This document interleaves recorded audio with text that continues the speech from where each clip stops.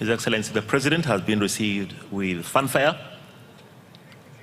by the Uganda Police Band and is now making his way to the receiving party led by the Right Honorable Speaker of Parliament before he's ushered to his sitting area.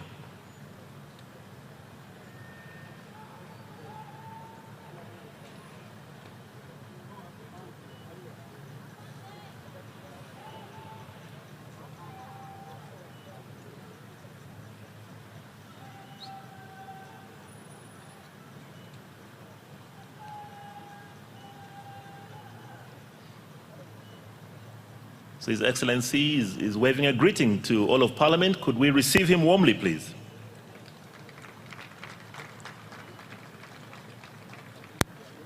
So His Excellency the President is now being ushered to his tent where he shall sign the visitor's book.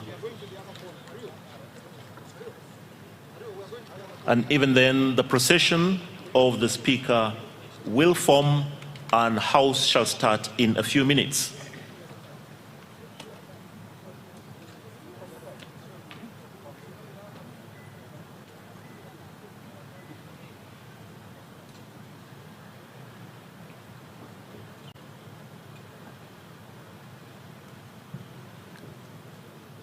So for those of you who cannot see from where you are, His Excellency the President is signing the visitor's book.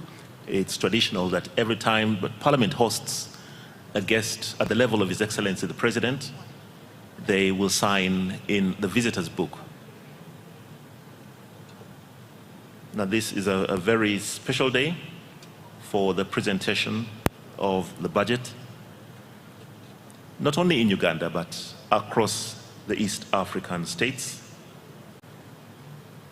And as soon as His Excellency has signed, then the procession of the Speaker will form and the House will start.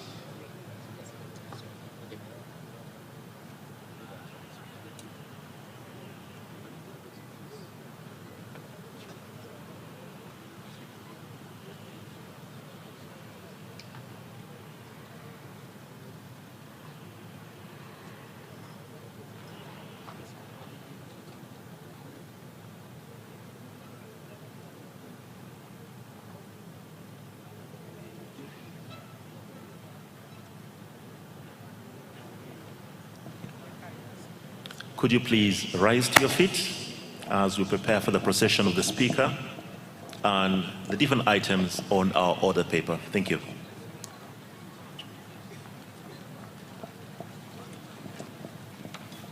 Honorable members, His Excellency the President and Mr. Speaker.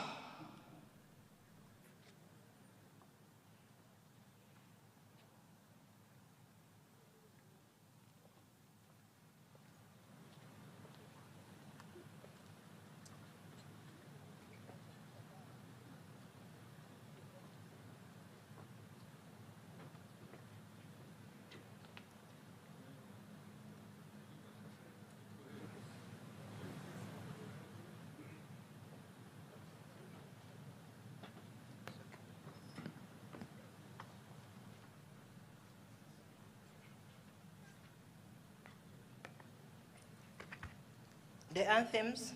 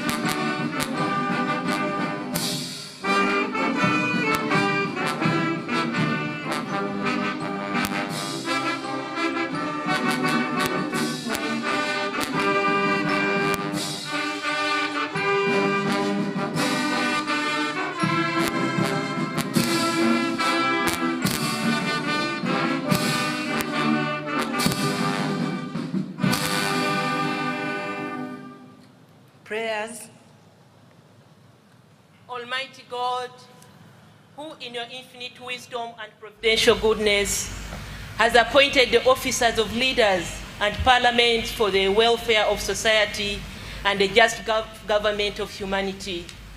We beseech you to look upon with abundant favor these your servants whom you've been pleased to call to their performance of such important trusts in this land.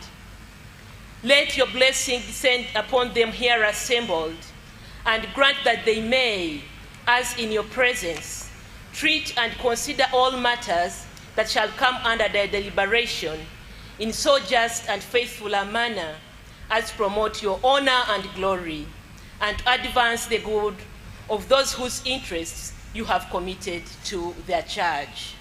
Amen.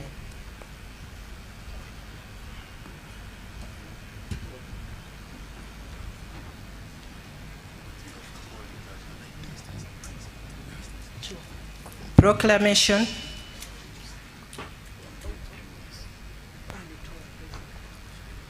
Whereas under Article 1012 of the Constitution of the Republic of Uganda, His Excellency the President of the Republic of Uganda may, in consultation with the Speaker, address Parliament from time to time on any matter of national importance.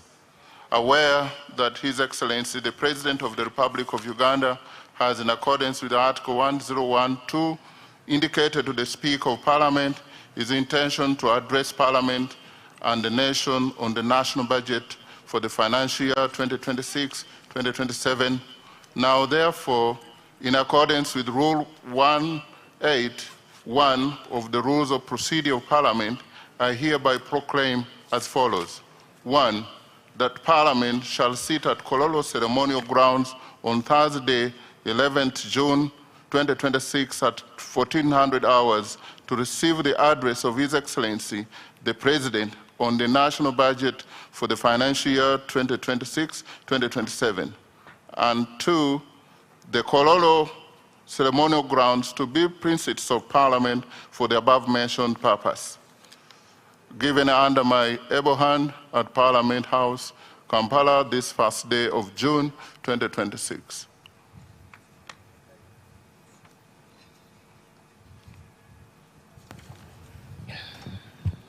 Administration of oaths.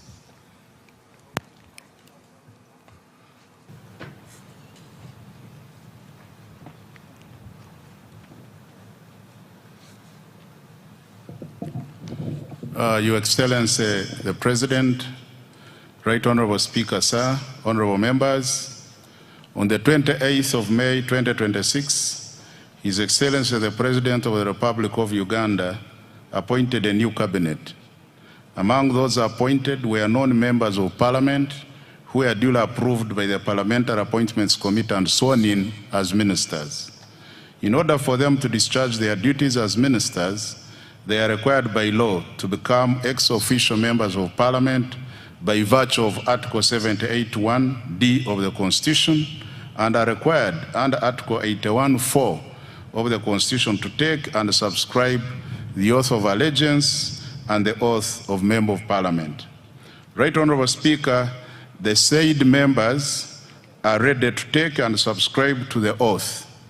May I therefore request for your permission, Right Honorable Speaker, to invite them for the aforementioned purpose.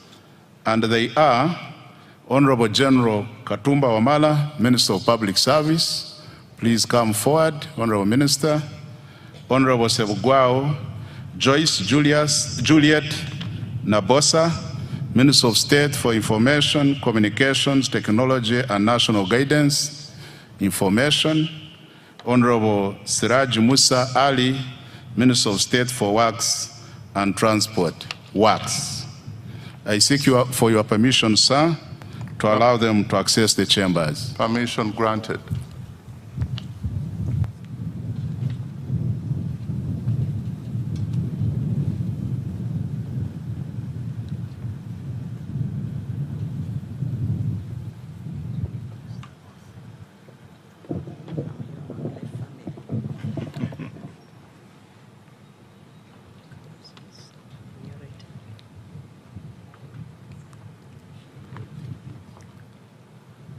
I, General Edward Katumba Wamala, swear in the name of the Almighty God that I will be faithful and bear true allegiance to the Republic of Uganda, and that I will preserve, protect, and defend the Constitution. So help me God. I, General Edward Katumba Wamala, swear in the name of the Almighty God that I will give faithful service to this Parliament and support and uphold the Constitution of the Republic of Uganda as by law established. So help me God. Congratulations, Honorable General.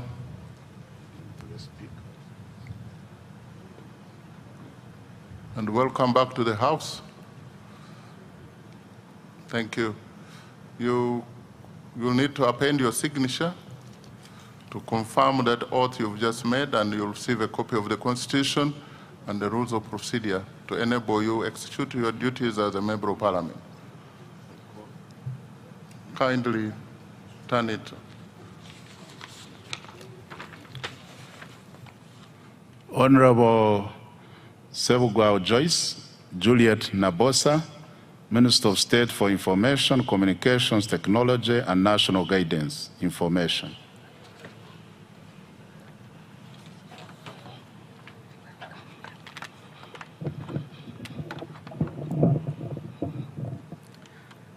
I, Joyce Juliet Nabosa Sebugwao, swear in the name of Almighty God that I will be faithful and bear true allegiance to the Republic of Uganda, and that I will preserve, protect, and defend the Constitution.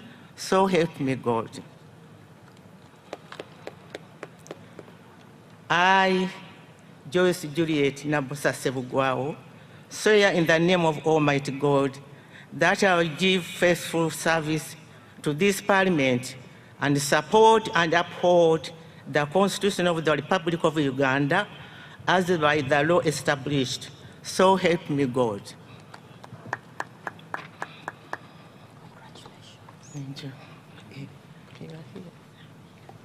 Congratulations, and honorable members, you can join me in receiving Honorable Wechitiibwa, Minister. Congratulations, Mama, for catching the eye of the appointing authority. You will append your signature somewhere here to affirm or attest to the oath you've just made, and it will give you a copy of the Constitution and the rules of procedure to enable you execute your mandate as a member of Parliament with all rights except for voting.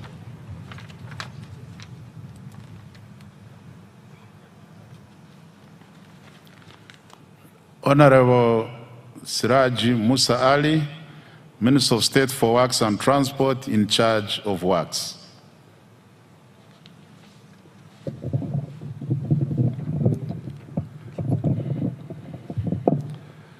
I, Siraj Musa Ali, swear in the name of the Almighty God that I will be faithful and bear true allegiance to the Republic of Uganda, and that I will preserve, protect, and defend the Constitution. So help me God.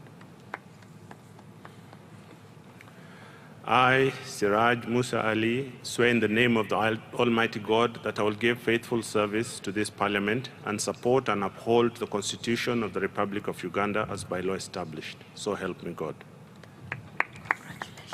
Thank you. Congratulations, Honorable Siraji Musa Ali, upon your appointment and upon making your oath. We have place for you there, and another place down. We have a copy of the Constitution and the rules of procedure of this House that will enable you to execute your mandate as a member of Parliament. Congratulations once again.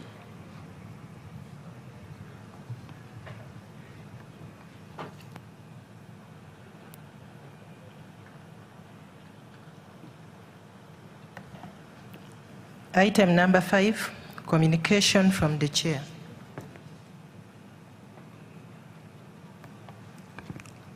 Your Excellency, the President of the Republic of Uganda, General Yoweri Kaguta Museveni, Her Excellency, the Vice President, Major Retired Alupo Jessica Ipel, the Right Honorable Deputy Speaker, Honorable Thomas Tayeba, the Right Honorable Prime Minister and Leader of Government Business, Robin Naibanja, the Right Honorable Deputy Prime Ministers present, the Right Honorable Leader of Opposition in Parliament, Joel Senyonyi, Cabinet Ministers and Ministers of State, Honorable Members of Parliament of Uganda, the chairpersons and members of Constitutional Commission, the Head of Public Service and Secretary of Cabinet, Madame Lucy Nachobe Mbonye, the Auditor General, the Permanent Secretary present, if they are here, all the chiefs, service chiefs present, the Governor, Bank of Uganda, distinguished guests, ladies and gentlemen, I welcome you all to this 5th sitting of the first session of the 12th Parliament. Your Excellency, just 7 days ago, on Thursday, 4th June 2026, you delivered at this very venue a clear and a concise address on the state of the nation, in which you reiterated the need for results-oriented, accountable, and transformative leadership at all levels as a catalyst for national transformation. Your Excellency, as we pride in the honor of hosting you once again here today, I take the privilege of informing you that the members of this 12th Parliament not only heard, but also listened keenly and embraced your words of wisdom. The fight against corruption and non-performance is not the executive's fight alone. It is Parliament's fight as well. And together, in harmony as a nation, we will win it.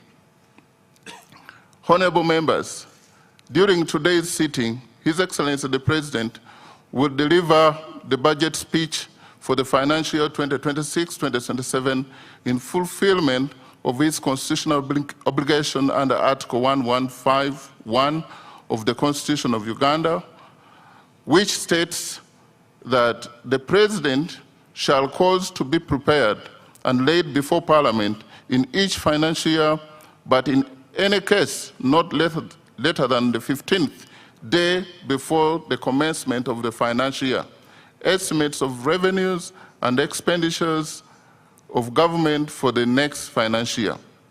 Honorable members, today's budget speech crowns an elaborate consultative budget process which began in September 2025 with the issuance of the first budget call circular and the subsequent participation of various ministries, departments, and agencies, local governments, development partners, and civil societies, among others. Your Excellency, the relationship between the 12th Parliament and the other arms of government will be complementary and people-centered. The 12th Parliament will focus on public expenditure tracking and budget oversight through the various parliamentary committees to ensure that public funds are used for the purpose for which they are intended and in line with the approved work plans. I therefore implore whips to supply the list of their members to the various parliamentary committees pursuant to Rule 16.2d and Rule 163 and 164 of the Rules of Procedure of Parliament. This will pave way for the timely operationalization of our committees. Your Excellency and honorable members, the 12th Parliament will empower its committees to effectively support government programs through efficient and effective monitoring, or especially through the high-impact projects under the National Development Plan 4. These core flagship projects are strategic catalysts for our tenfold growth strategy. In addition, members of Parliament will strengthen oversight of government wealth creation and development funds under the parish development model, Uganda Women's Entrepreneurship Program, IMIOGA, among others. The 12th Parliament is firmly aligned to the government's objective of moving the approximately 38% of our population from subsistence to the formal money economy. Your Excellency and honorable members, the legislature looks forward to a productive financial year 2026-2027 in line with our national development aspiration. I thank you for your kind attention.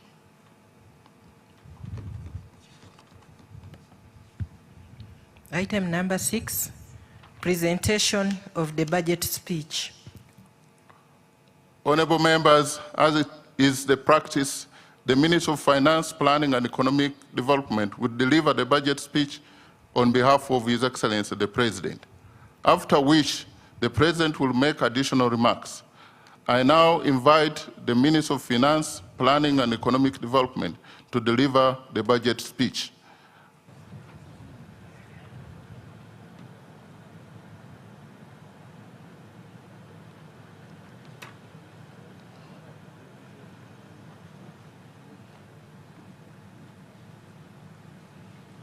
Thank you, Right Honorable Speaker, for the opportunity granted.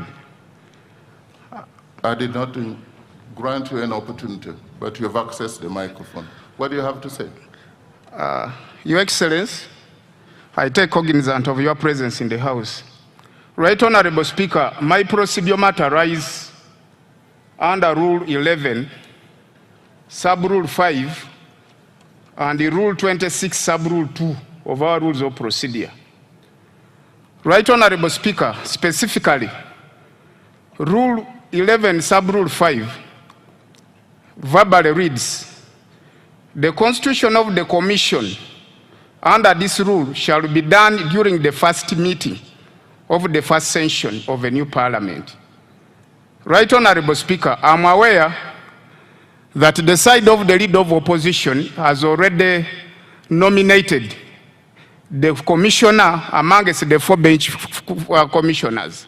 That is Honorable Nambeshi. But the side of the government, we have not seen any commissioner. Since the government chief whip is in place, isn't it procedurally right that we constitute this House to its fullest, so that to mandate its function? Right Honorable Speaker, the House looks to move in a half. It's in amoeba shape, in a Mongolo shape. And this is the mother of corruption, Right Honorable Speaker. In line with Rule 26 of our Rules of Procedure, the rules are clear that in formation of the order paper for every sitting, there must be the business committee in consultation to your consent to come up with the order paper that the House has to follow. I'm wondering, Right Honorable Speaker, if it's not risky on your side, determining the entire task of the business committee just on your shoulder. And the members, if we move the House in such a manner, I don't know whether we shall be respecting our own rules. Right Honorable Speaker, it is to my humble prayer and request, in line with the procedural matter raised, that the entire businesses this House has heard be rendered null and void, and we constitute the House to its fullest to carry on its function as mandated in law. Thank you, Right Honorable Speaker. I want to thank you, Honorable Member from Bale. We all now know that he's a second-year law student. He's very, very vigilant. And this is the session for, and let me give guidance to the member so that nobody else makes the same mistake. This is the first meeting. And the first meeting has sittings. This is the 5th sitting of the first meeting. Now, the honorable member thinks that Rule 11, as stipulated here, is referring to the sitting. This is the first meeting of the 5th sitting of the first meeting of the first session of the 12th Parliament. We need induction clerk very quickly and urgently to help members know the difference between a sitting and a meeting of Parliament. On the constitution of the, that's on the constitution of the Parliamentary Commission. On the order of business, Parliament is forming. I have no doubt that the clerk, as even of today, has written, and let me take the same opportunity to tell the government chief whip and the leader of opposition that we need lists, which I even communicated here, of all committee members and leadership and the commission. We need that urgently before the 26th of this month. There is nothing null and void except the statement made in a wrong way. Next item.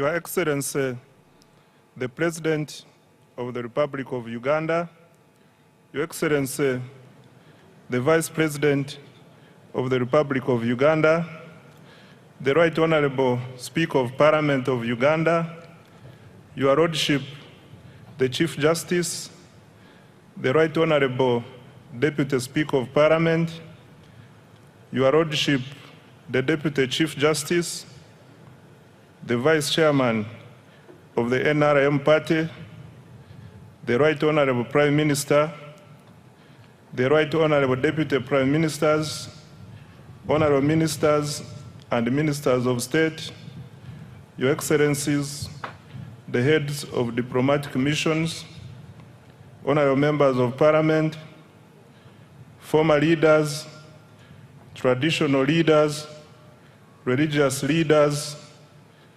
distinguished guests, ladies and gentlemen. Mr. Speaker, sir, in accordance with Article 155 of the Constitution of the Republic of Uganda and the Public Finance Management Act, CAP 171, and on behalf of His Excellency the President, I present to Parliament and the people of Uganda the national budget for financial year 2026-2027 as approved by this Parliament. In this speech, I will, number one, present the recent performance of the economy and the outlook for the year ahead. Two, account to the people of Uganda on commitments made in financial year 2025-2026 that is coming to an end in a few days. Three, highlight government priorities for financial year 2026-2027. And four, outline the strategy for financing the budget. Right Honorable Speaker, allow me to begin by congratulating His Excellency the President and the National Resistance Movement upon the resounding victory in the recently concluded general elections. In addition, I congratulate His Excellency the President upon assuming chairmanship of the East African Community. This is in recognition of his exemplary leadership and passion for advancing regional integration and Pan-Africanism.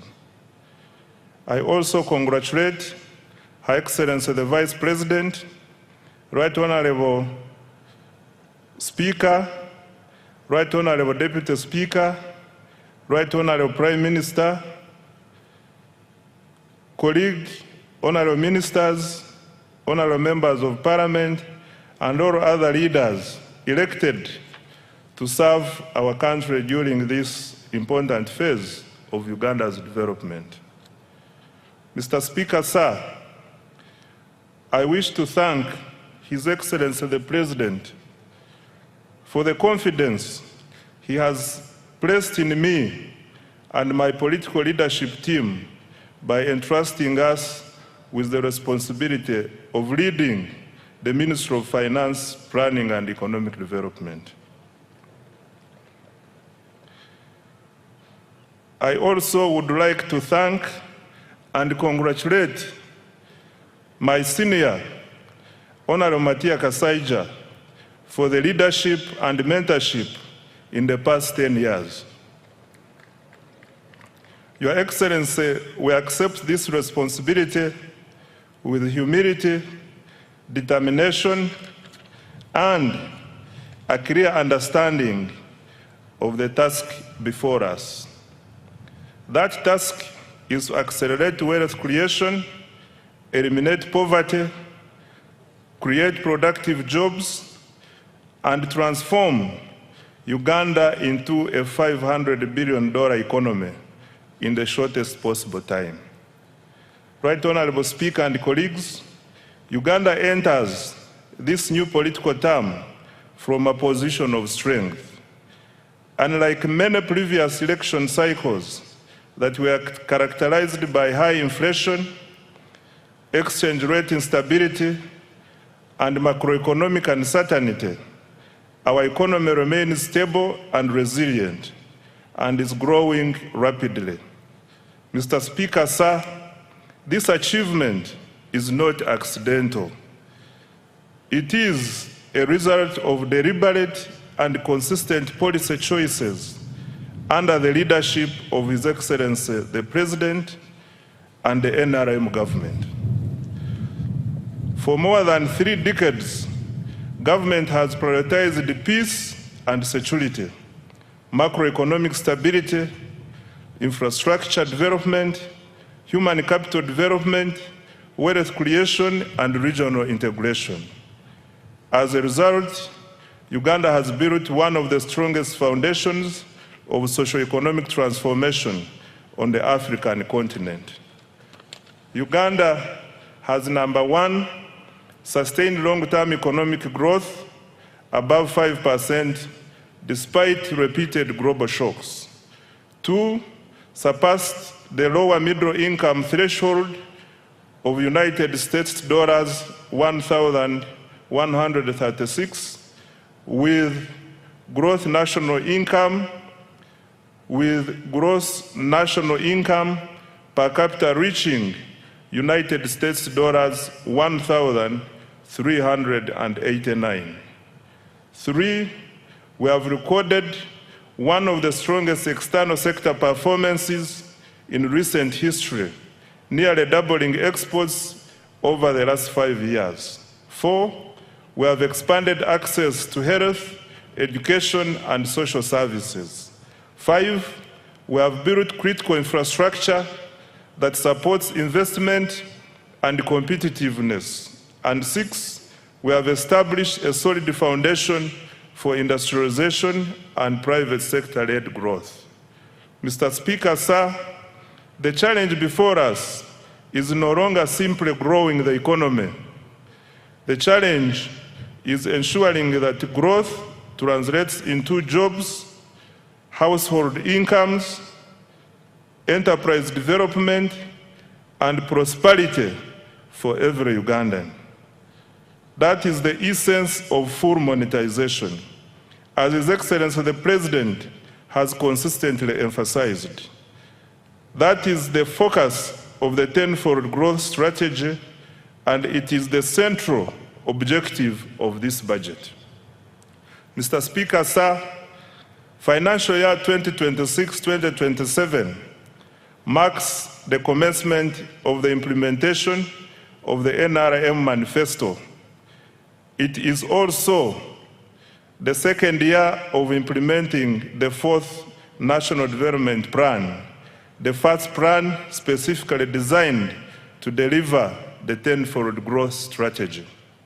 Mr. Speaker, sir, and honorable colleagues, in the spirit of protecting the gains, we have maintained the financial year 2026-2027 budget theme as full monetization of Uganda's economy through commercial agriculture, industrialization, expanding and broadening services, digital transformation, and market access.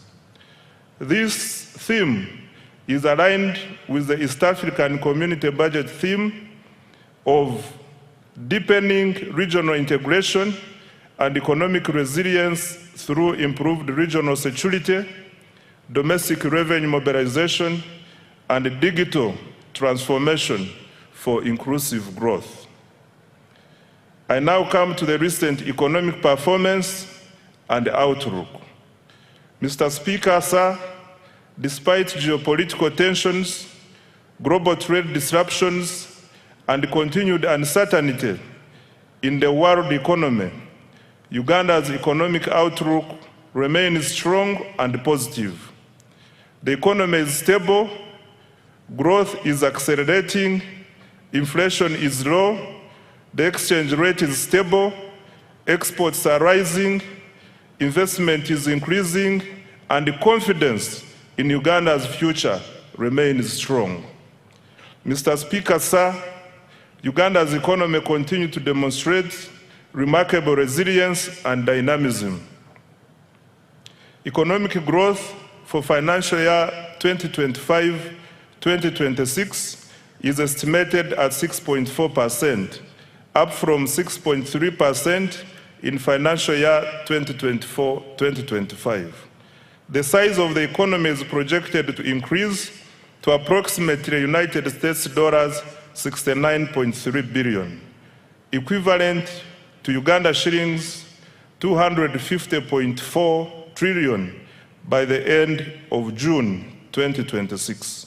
In purchasing power parity terms, Uganda's GDP is estimated to be United States dollars 197.1 billion. GDP per capita is projected to increase to United States dollars 1,420, equivalent to approximately Uganda shillings 5.1 million per person. Mr. Speaker, sir, with the commercial oil production commencing later this calendar year, growth is projected to accelerate to 10.2% in financial year 2026-2027. This will mark Uganda's first return to double-digit growth since the reforms of the 1990s. Most importantly, a larger economy will accelerate more jobs, raise household incomes, expand opportunities for businesses, and generate the resources required to invest in quality education, health care, infrastructure, security, and other public services that improve the lives of Ugandans.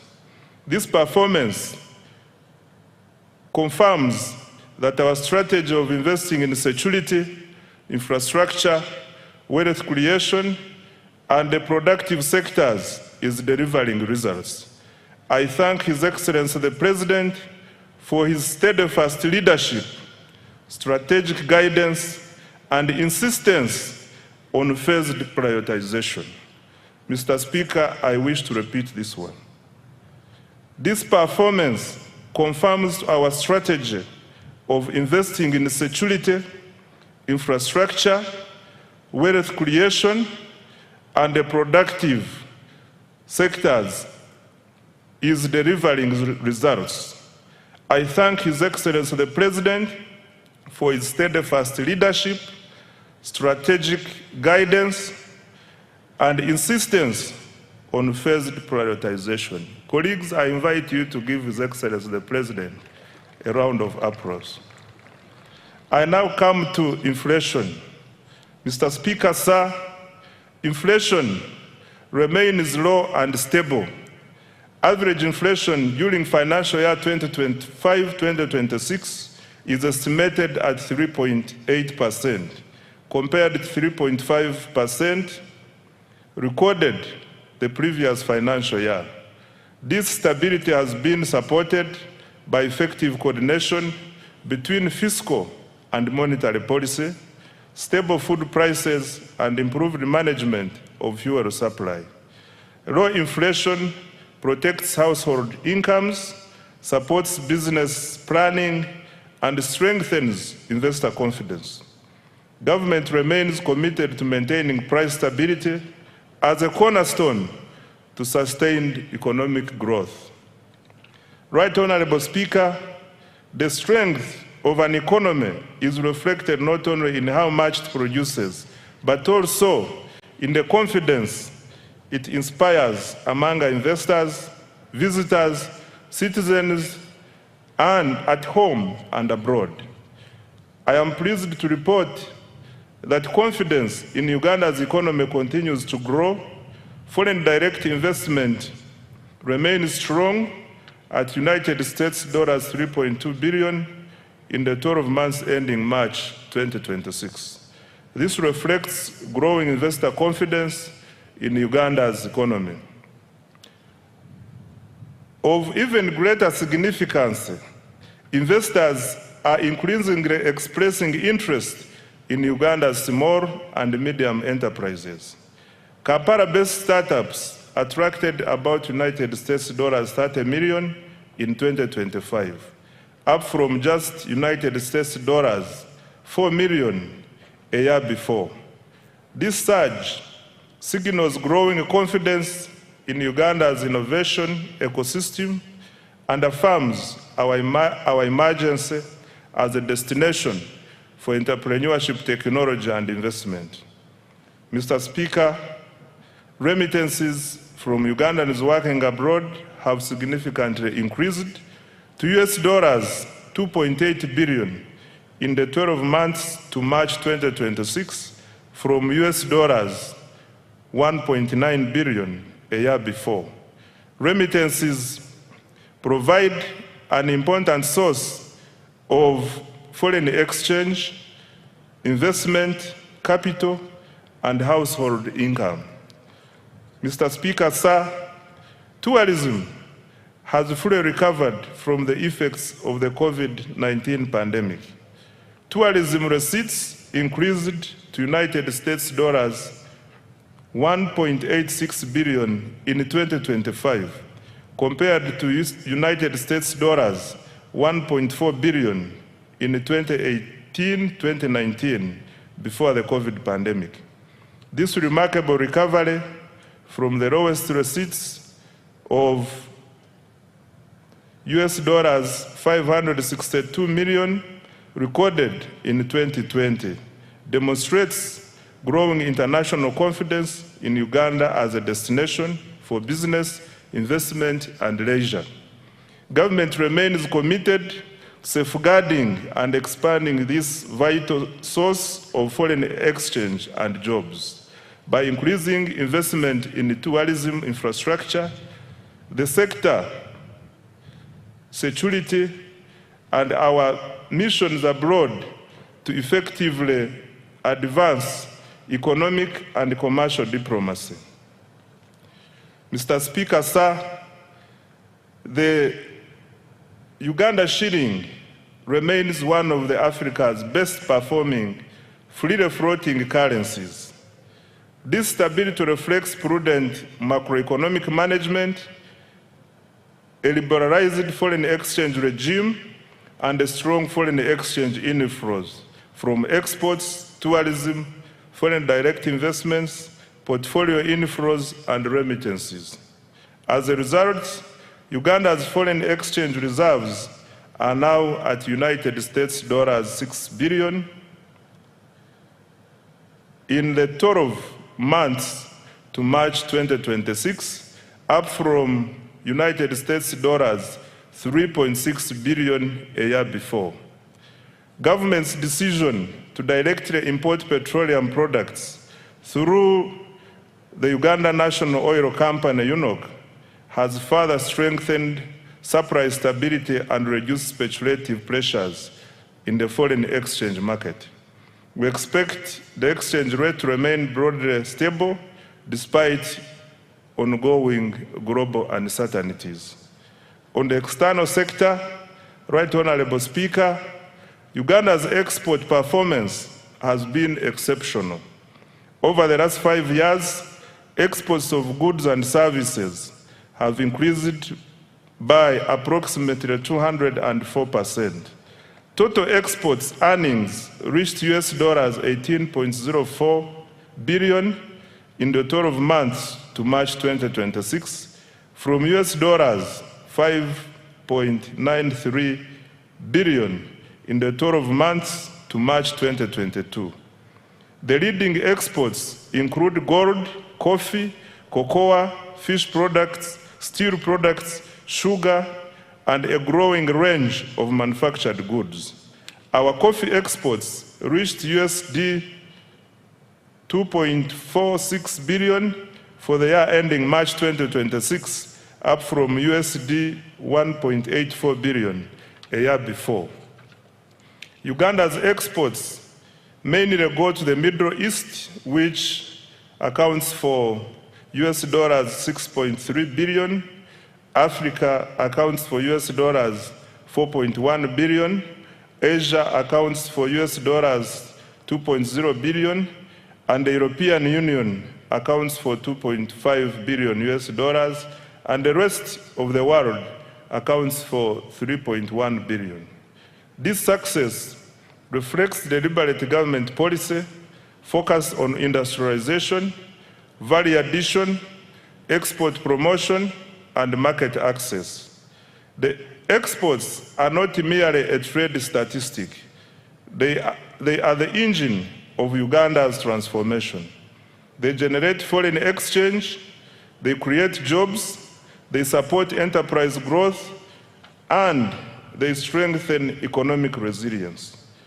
As a result of strong export performance, remittances, and investment inflows, Uganda recorded a balance of payment surplus of United States dollars 2.47 billion, 12 months to March 2026, the highest in 15 years. On employment creation, Right Honorable Speaker, the ultimate test of economic policy is whether it improves the livelihoods of our people through productive employment. Uganda's economy is gradually undergoing structural transformation. The services sector now accounts for 50.5% of total employment, up from 47% previously, while the share of employment to agriculture has declined from 40% to 37.1%. On the other hand, industry accounts for approximately 12.4% of total employment.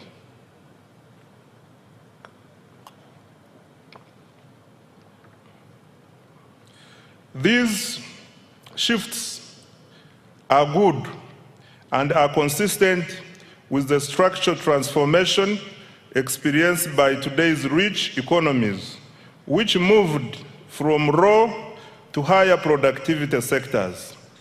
Mr. Speaker, sir, the capacity of our economy to generate formal employment continues to improve.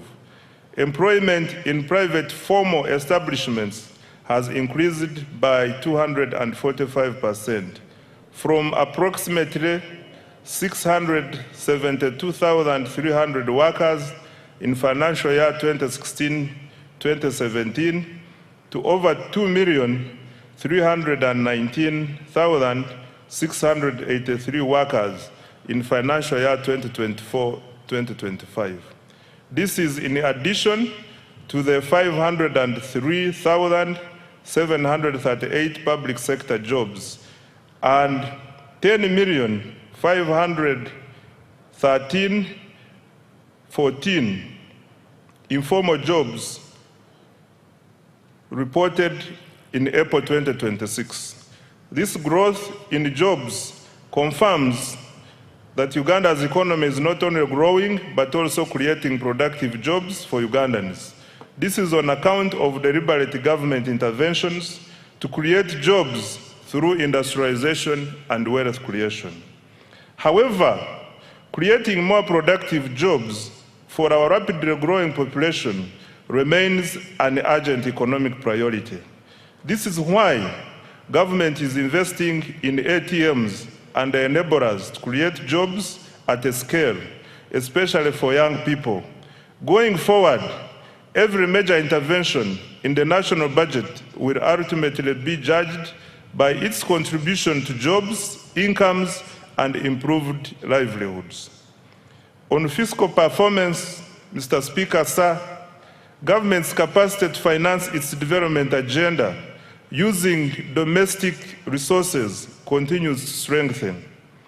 This financial year, domestic revenue collections are projected at Uganda shillings 35.7 trillion, compared to Uganda shillings 32.3 trillion collected the previous financial year.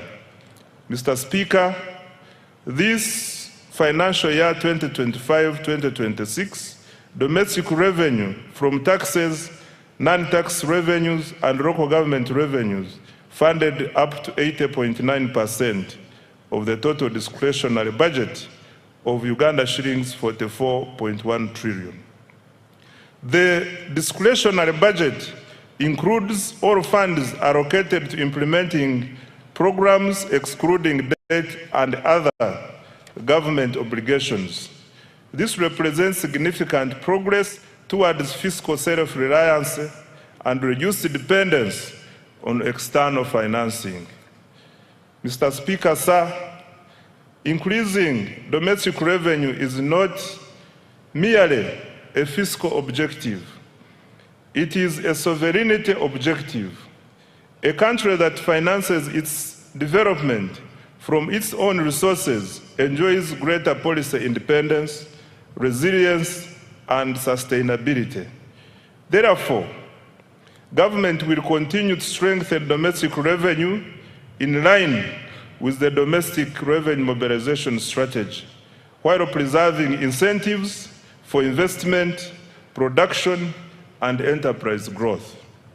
In financial year 2026-2027, domestic revenue is projected to increase to Uganda shillings 45.6 trillion from Uganda shillings 35.7 trillion in financial year 2025-2026, equivalent to 15.9% of GDP.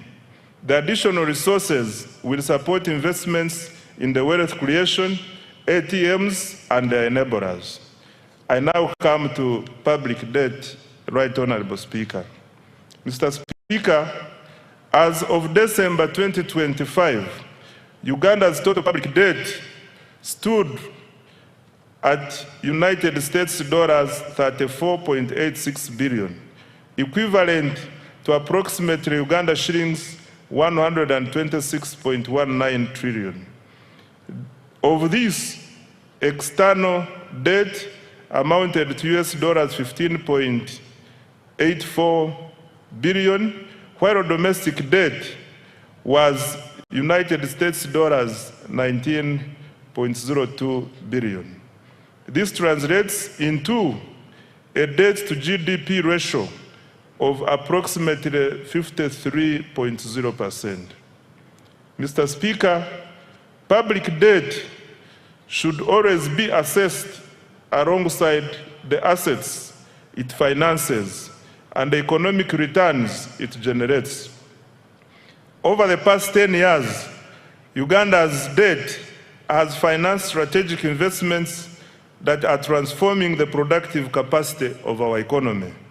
These investments include, number one, integrated transport infrastructure, which accounts for 31.1% of the debt.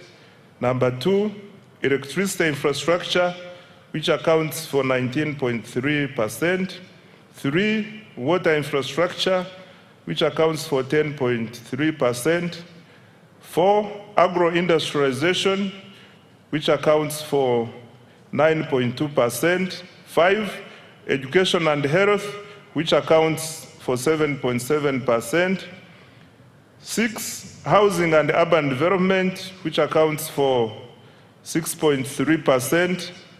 7, industrial parks and industrial development, which accounts for 2%, and other investments such as national backbone infrastructure to extend internet, STI, and regional development, which accounts for 7.0%. Mr. Speaker, Uganda's public debt remains sustainable and is projected to stay so over the medium and the long term.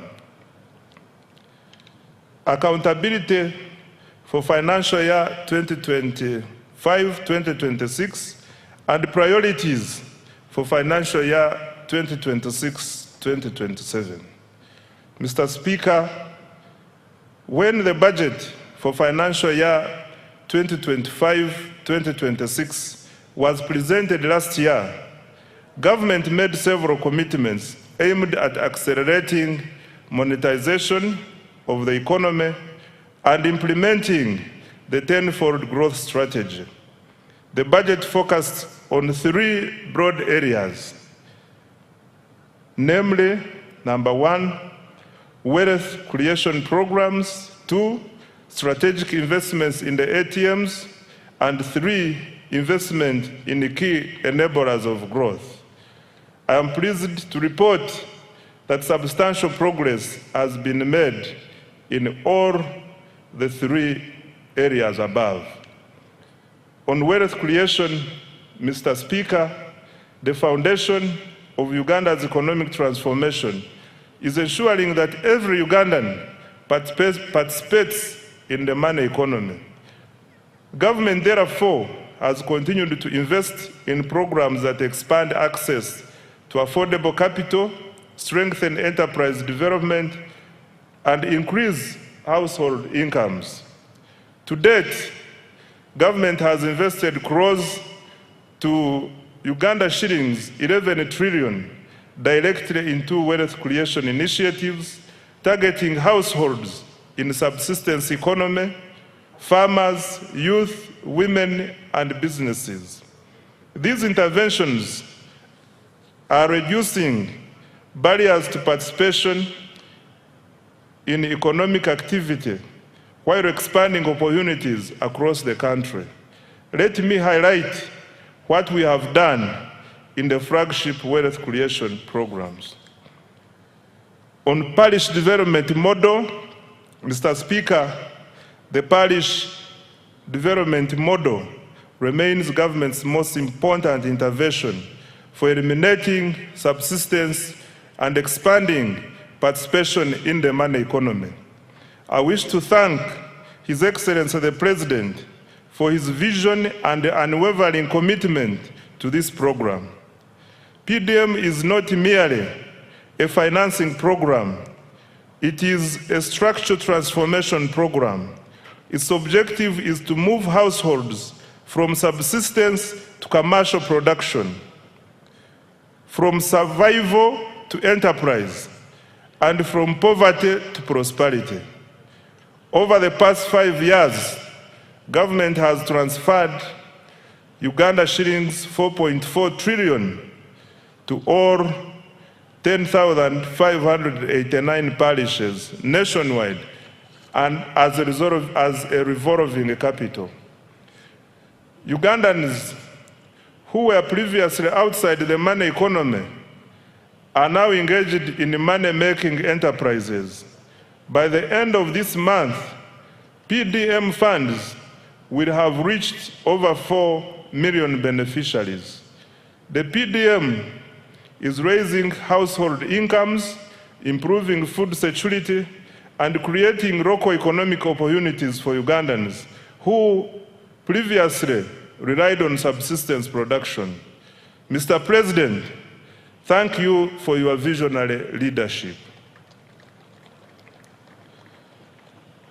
The next phase of the PDM will focus on boosting productivity, strengthening value addition, and improving market access for the PDM beneficiaries.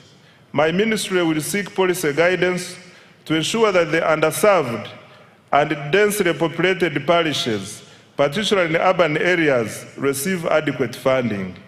Equally important, we will begin a gradual deliberate transition from government transfers to a self-sustaining financial ecosystem. Ultimately, a PDM bank underpinned by strong repayment performance, governance, and value chain development. I now come to other wealth creation programs. Mr. Speaker, in addition to the PDM, government has continued supporting enterprise development through other wealth funds, namely, one, Emyoga. Government has capitalized the program with Uganda shillings 760 billion in revolving funds. To date, 7,148 Emyoga circles have been established with over 2.48 million members and cumulative savings of Uganda shillings 95.3 billion. An additional Uganda shillings 100 billion has been allocated in financial year 2026-2027. Number two, Katale Loan Facility. The government, through the Microfinance Support Center, introduced this wealth fund to expand access to affordable working capital for market vendors and urban informal operators. It is currently piloted in 6 major markets within the Kampala metropolitan area and will be rolled out nationwide in financial year 2026-2027. The piloted markets are St. Valikudembe, commonly known as Owino, Nakawa, Kalerwe, Busega, Nakasero, and Gaba markets. The facility is providing working capital loans at an interest rate of 8% per annum. 3, the Small Business Fund. This fund, initially called the Small Business Recovery Fund, was established in 2021 to help small businesses affected by COVID-19 to recover. The fund has disbursed over Uganda shillings 82.1 billion to more than 4,031 small and medium enterprises. It provides affordable financing of up to Uganda shillings 500 million at a 10% interest rate to formal enterprises employing at least 2 people. 4 is the Agricultural Credit Facility. Government has invested a total of Uganda shillings 371.7 billion in the facility as a co-financing with participating financial institutions. The facility has cumulatively disbursed Uganda shillings 1.35 trillion to more than 14,000 beneficiaries. In financial year 2026-2027, an additional Uganda shillings 47.68 billion has been allocated to further capitalize the facility. 5, large-scale commercial farmers financing scheme.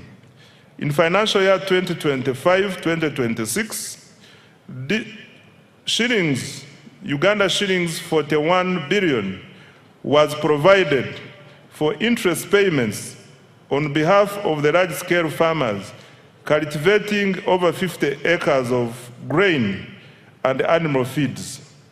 This support has so far enabled 186 farmers to access a total of Uganda shillings 169.1 billion from government-owned commercial banks. The farmers are expected to repay the principal while government pays the interest on their behalf. An additional 41 billion Uganda shillings has been allocated for financial year 2026-2027. 6. Uganda Development Bank. Government has cumulatively capitalized Uganda Development Bank with shillings 1.6 trillion to provide long-term patient capital to strategic sectors vital for industrialization and value addition. The bank has extended over Uganda shillings 2.45 trillion in financing to more than 600 businesses across agriculture, manufacturing, tourism, construction, and services.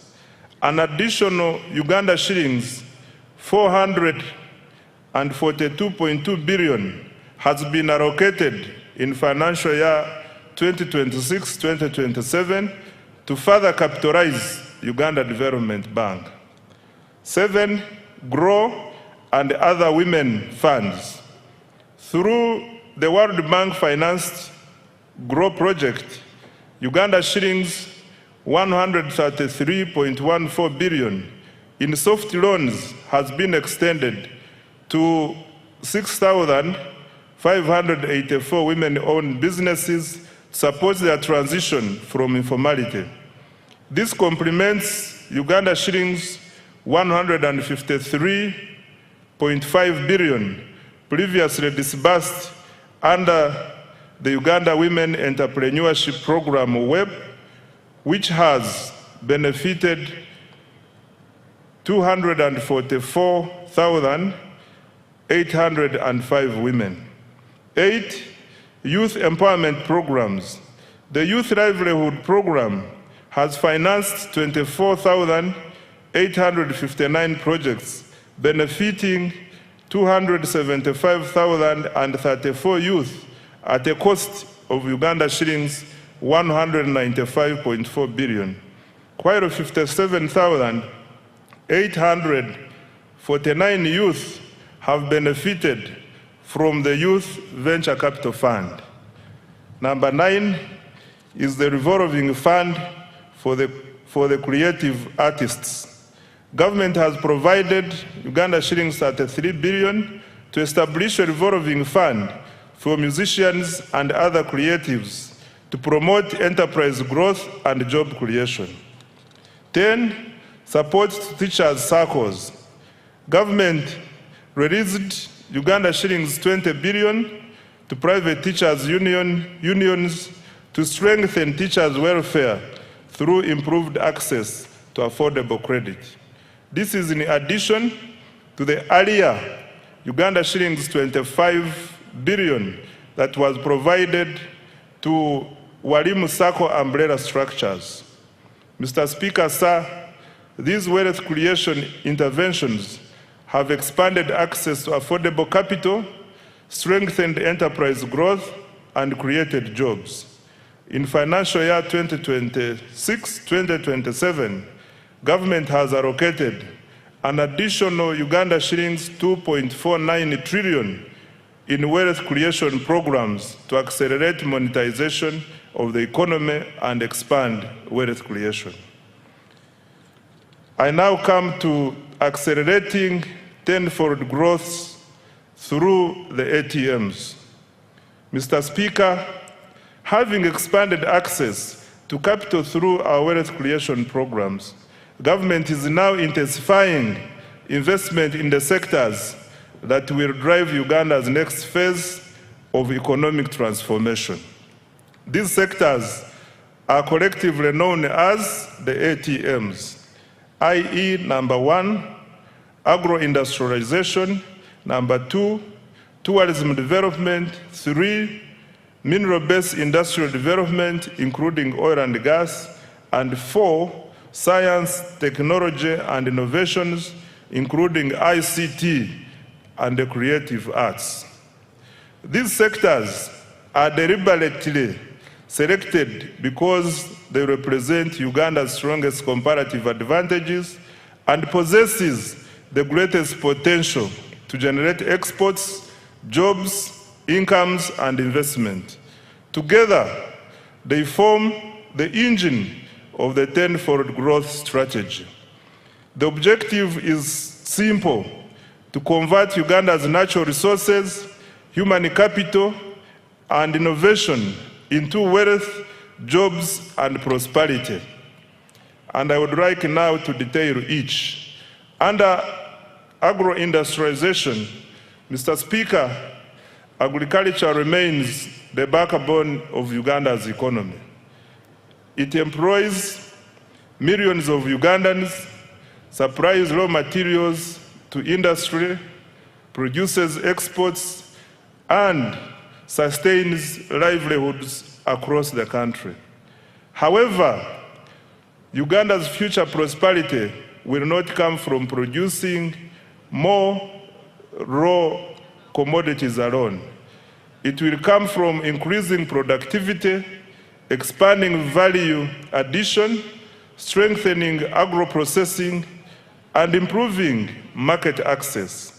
Government, therefore, continues to invest strategically across the entire agricultural value chain. Mr. Speaker, agricultural transformation begins with science. This year, government made significant advances in agriculture research and genetics. The anti-tick vaccine facility at the National Livestock Resources Research Institute in Nache Sasa was completed and is now operational, producing about 36 million doses, serving 18 million livestock in the first year. The government also produced foot and mouth disease vaccines and continued to advance research on disease-resistant crops and livestock breeds.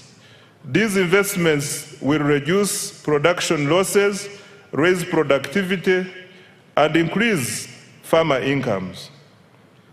On water for production and irrigation, Mr. Speaker, climate change continues to expose farmers to significant weather-related risks. Government is therefore accelerating investment in irrigation and water for production infrastructure to reduce dependency on rainfall. Progress was registered on several major irrigation projects, including Kabuyanda Dam in Isinjiro District, Atali in Buramburi District, Wadelai in Pakwach District, Achomai in Bukedea District, Namaisu in the Bududa District, Chembo Mbai in the Buko District, SIP irrigation scheme in the Buramburi District. Solar-powered irrigation schemes are also being rolled out across the country. These investments will support all year-round production, increase resilience, and improve agricultural productivity. On mechanization and animal health, Mr. Speaker, government continued developing regional agricultural mechanization centers and animal disease control centers to improve efficiency and productivity in the agricultural sector. Progress was registered in Chiruhura, Mbale, Chijandongo, Bunyangabo, Nakaseke, Katine, and several other districts.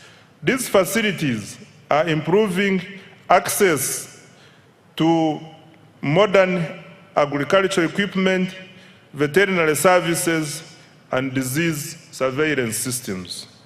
On expanding commercial coffee production, Mr. Speaker, sir, coffee remains one of the Uganda's most important export commodities. Government has therefore expanded coffee cultivation into northern and eastern Uganda. During the year, 2 coffee mother gardens were established and over 1.4 million coffee seedlings distributed to 532 farmers in northern Uganda. This intervention will broaden participation in one of the Uganda's most profitable agricultural value chains. Financial year 2026-2027 priorities for agro-industrialization. Mr. Speaker, a total of Uganda shillings 2.26 trillion has been allocated to the agro-industrialization program in financial year 2026-2027. This is the highest allocation ever to this program. Priority interventions include: 1, agricultural research and innovation, including funding for anti-tick vaccine commercialization; 2, irrigation and water for production; 3, extension services, more extension workers and their facilitation to reach farmers; 4, provision of good quality agricultural input; 5, post-harvest handling and storage; 6, agro-processing and value addition; 7, quality assurance and certification; and 8, expanding market access. The objective is to move Uganda from exporting low commodities to value addition agricultural products. On tourism development, Mr. Speaker, sir, tourism is one of Uganda's most powerful export industries. It generates foreign exchange, it creates jobs, it supports thousands of enterprises, and showcases Uganda to the world. The following achievements have been registered this financial year. Uganda's global tourism visibility is at an all-time high, driven by the aggressive destination marketing under the Explore Uganda, the Pearl of Africa brand, the country's growing international profile, and industry endorsements are evident in its recent global presence and awards. In the North America market, Uganda won the Best in Show Africa at the 2026 New York Travel and Adventure Show, bolstered by endorsements from the renowned travel journalists. In the Asian market, the country won the Best Exquisite Destination Award at the Outbound Travel Mart in Mumbai and gained strong visibility at the South Asia's leading travel and tourism exhibition in New Delhi. Mr. Speaker, government has intensified the international marketing of destination Uganda through participation in major tourism exhibitions and targeted promotion campaigns in Europe, the United Kingdom, North America, Asia, East Africa, and North Africa. Government also leveraged high-profile platforms, including the Africa Cup of Nations AFCON 2025 tournament in Morocco and the 2025 World Travel Market in London, to showcase Uganda's tourism potential and attract visitors. In addition, Uganda successfully secured a bid to host 2 international conferences, further strengthening its position as a preferred destination for meetings, incentives, conferences, and exhibitions. Uganda also launched the economic and commercial diplomacy strategy as a key instrument for advancing Uganda's economic transformation. Under this strategy, Uganda missions abroad have been assigned clear performance targets focusing on 4 measurable economic outcomes, mainly tourism marketing, trade promotion, investment attraction, and diaspora mobilization. The economic and commercial diplomacy strategy is contributing to improved economic performance with increased international tourist arrivals and receipts, foreign direct investment inflows, and merchandise export earnings. Government will continue to leverage its missions abroad to market Uganda as a preferred tourism, conference, and investment destination, expand market access for Ugandan products, attract strategic investors, and mobilize the diaspora to support national development. On tourism infrastructure, Mr. Speaker, government continued to invest in tourism infrastructure and attractions. Progress was made in the development of museums and cultural heritage sites in Moroto and Dokoro. Investments are also underway in the Gwenzori Central Circuit Trail, Chitagata Hot Springs, and visitor facilities at the source of the Nile in Jinja, including an observatory deck and a modern restaurant. Government also established a new wildlife education center in Mbale. These investments are enhancing visitor experiences and strengthening Uganda's competitiveness as a tourism destination. In financial year 2026-2027, the priorities under tourism are the following. Mr. Speaker, government has allocated Uganda shillings 567.32 billion to continue developing the tourism sector next financial year. The priority interventions will include: 1, branding and marketing of Uganda as a tourism and investment destination; 2, tourism infrastructure development; 3, construction of highway sanitation facilities and tourism site refreshment centers; 4, improving and enforcing hospitality standards and training; 5, conservation and wildlife protection to increase wildlife population across the national parks; 6, health tourism; and 7, economic and commercial diplomacy. I now come to mineral-based industrial development. Mr. Speaker, sir, Uganda is richly endowed with minerals. However, sustainable transformation will come not from extracting minerals, but from processing and adding value to them. Government strategy is therefore to transform mineral wealth into industrial wealth, and the following steps have been taken in that direction.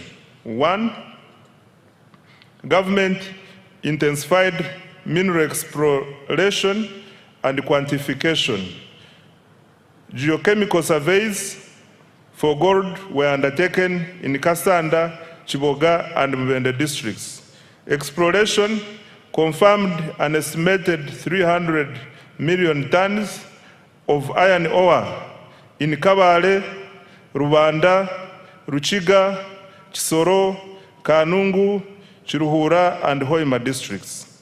Surveys of copper prospects were conducted at the Bukusu carbonatite complex, which also has the potential for rare earth elements, as well as at the Boma and the Gwensakara sites.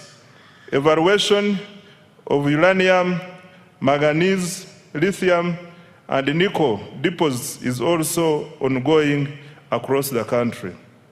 Number 2, to add value to Uganda's limestone, a new clinker factory was commissioned in Moroto district to produce inputs for cement production. The factory operates a 6,000 ton per day clinker production line with annual production capacity of 2 million tons of clinker and 3 million tons of cement. The project is expected to save the country up to $260 million annually in clinker imports and create up to 4,000 jobs. Number 3, government continued to make substantial progress towards fast oil. Construction of the East African crude oil pipeline and the central processing facilities is at advanced stage and nearing completion. The Tilenga and Kingfisher upstream development projects also registered significant progress despite logistical challenges arising from the ongoing conflict in the Middle East.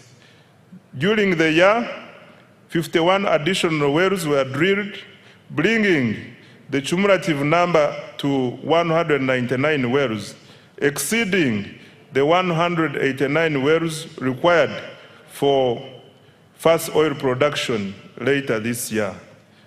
4, government completed the first phase of Kabalega International Airport, providing critical logistics, infrastructure to support oil and gas development, tourism, trade and investment in the Albertine region.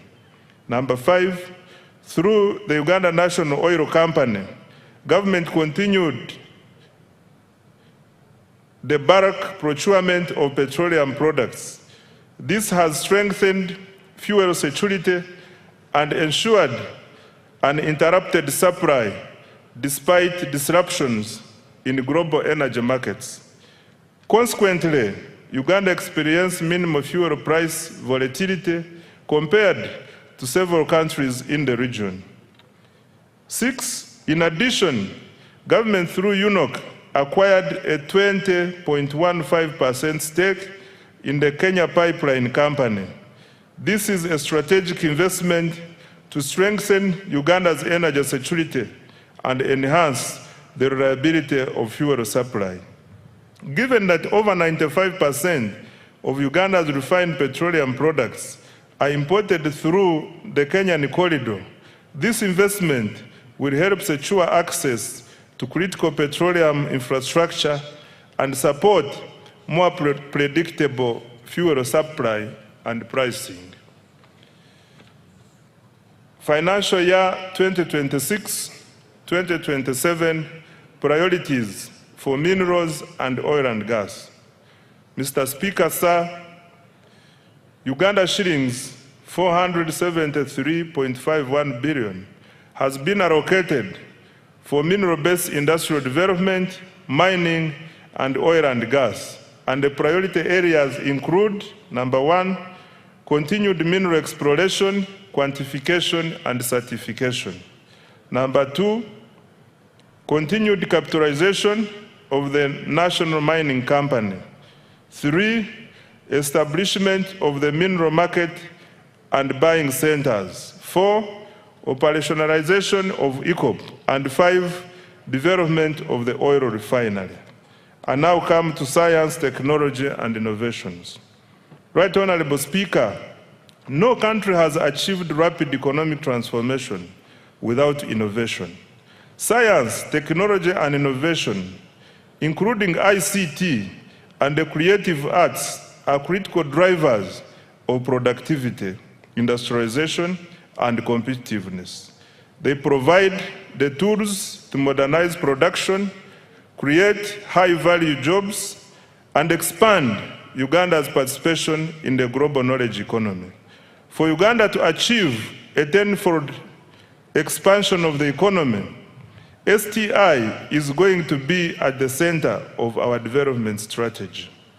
Mr. Speaker, commissioning the Chira vehicle plant in Ijinja marked a major milestone in Uganda's industrialization journey and demonstrates the country's growing technological capabilities.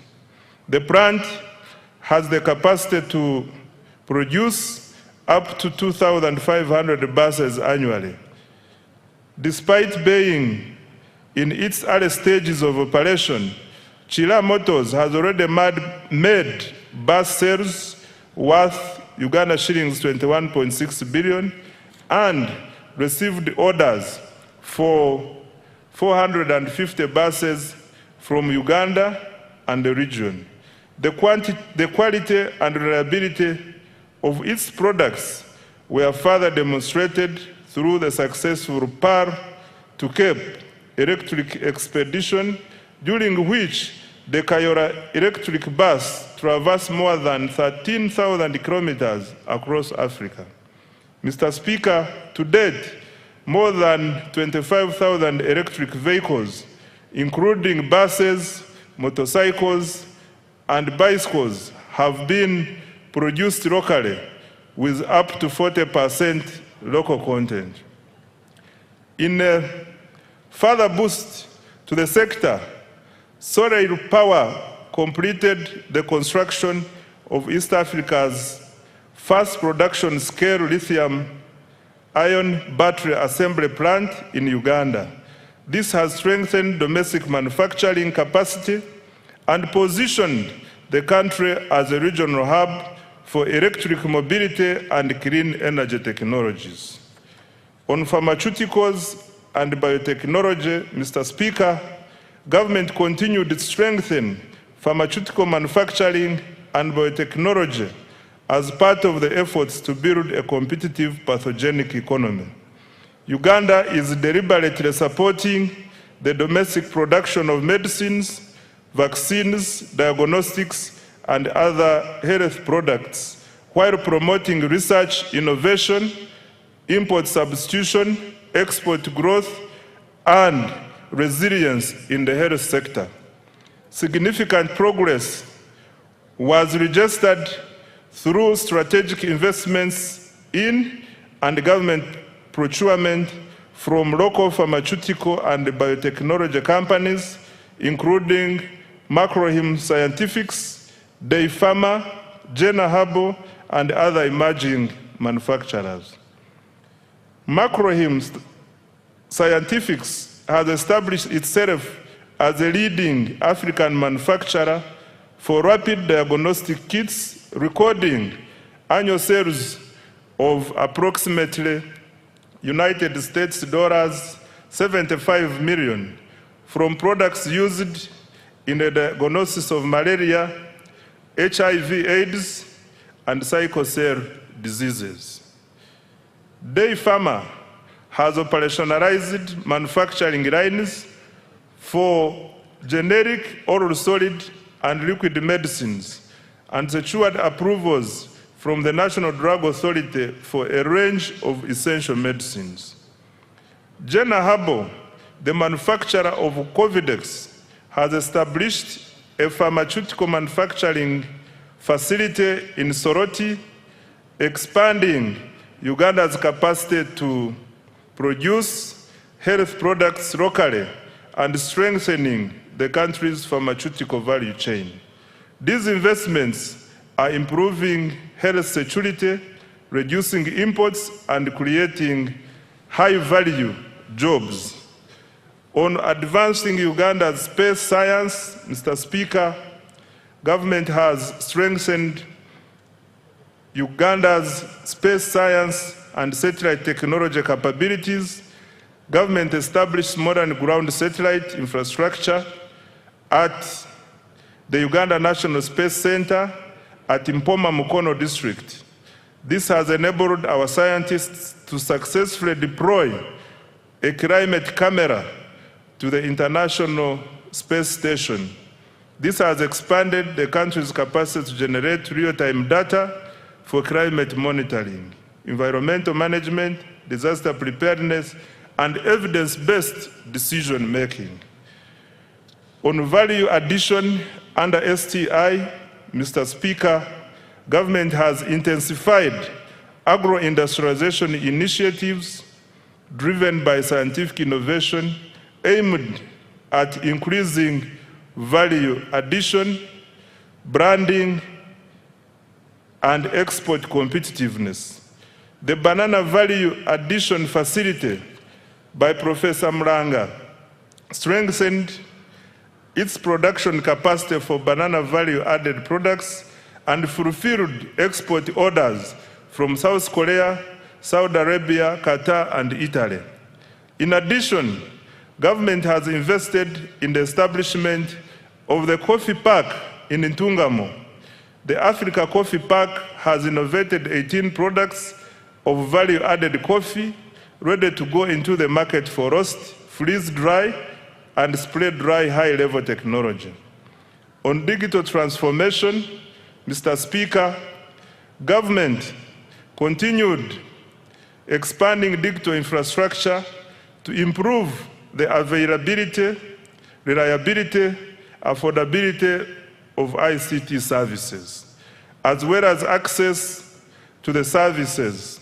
During the year, an additional 879 kilometers of fiber optic cable were installed, bringing the national fiber backbone to approximately 62,941 kilometers. As a result, internet costs declined from $70 to $35 per megabyte per second. Active mobile internet subscriptions stand at 18.5 million, while the number of smartphones connected to Ugandan network has reached 20 million. Total registered mobile telephone subscriptions have reached 57.3 million, placing Uganda among the most connected markets in the region.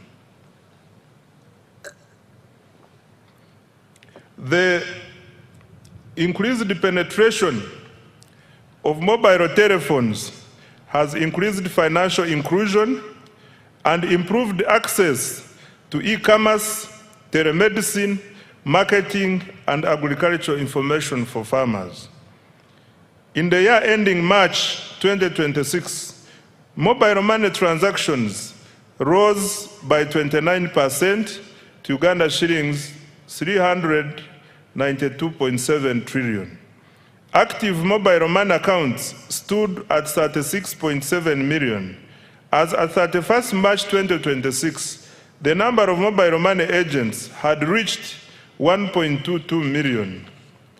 I now come to creative arts.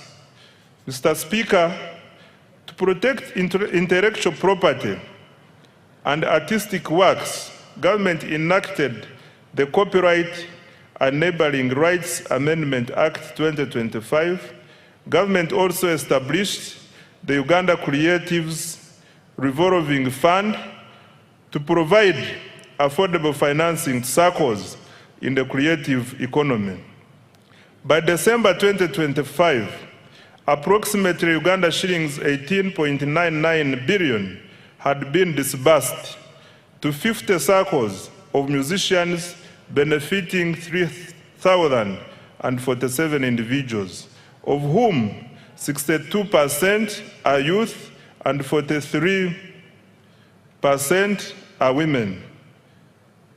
Government is also finalizing the acquisition of a dedicated home for creative artists to serve as a common user facility for young talents to create wealth and jobs. The priorities for financial year 2026-2027 under STI, ICT, and creatives are the following. Mr. Speaker, Uganda shillings 1.140 trillion has been provided in the new budget for science, technology, innovation, ICT, and the creative industries. The priorities next financial year include: 1, commercialization of innovations, especially Chira, motor vehicles, coffee, dairy farmer, drugs, and vaccines, and banana products. Number 2, establishment of a high-tech city. 3, additional investment in science, research, and innovation. 4, expansion of digital infrastructure to increase coverage, reliability, and affordability of internet, government services, and e-commerce. 5, growth of business process outsourcing for job creation. 6, expanding the free-to-air TV signal. And 7, strengthening intellectual property protection. I now come to enablers. Mr. Speaker, government also continued to invest in the key enablers of socio-economic transformation in line with the NDP 4 and the 10-fold growth strategy. These include human capital development, infrastructure, security, and the rule of law, as well as domestic revenue mobilization to finance the transformation agenda. Under enabler number 1, which is peace, security, and rule of law, Mr. Speaker, peace, security, and rule of law are the foundations of development. Without peace, you cannot create prosperity. Without security and the rule of law, there is no investment. Without stability, there is no growth. Mr. Speaker, I wish to repeat this. Without peace, you cannot create prosperity. Without security and rule of law, there is no investment. Without stability, there is no growth. Government has continued to invest in security, justice, and governance institutions. This financial year, the following milestones have been achieved. 1, government continued strengthening security infrastructure, intelligence services, and operational capacity while improving the welfare of our security personnel in the UPDF, police, prisons, and intelligence services.